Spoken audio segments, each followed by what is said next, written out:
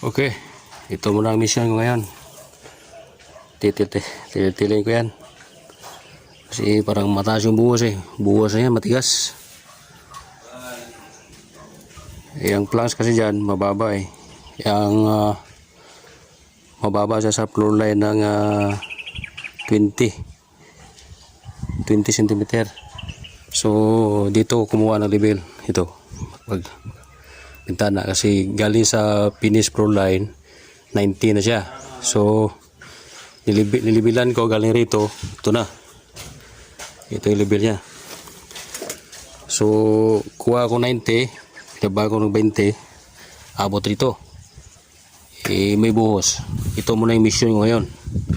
Tail muna, pagkatapos plastiran ko yan dyan. Oo, di ba? Katapos yan, pag matuyo, nasa kalagyan planks. Alright? Sige.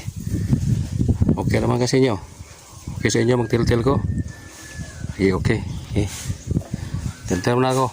Ito muna yung mission ko ngayong umaga. Yan. Kasi sloping to eh.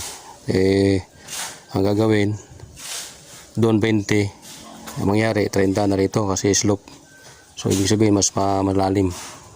Laliman. Okay, sinabi ko na 20, doon pala yun, slope to eh, nakaganyan no. So 30 siya, kasi nung sa kabilang kabilang project, kinuha ko ng level eh, binagbasihan ko.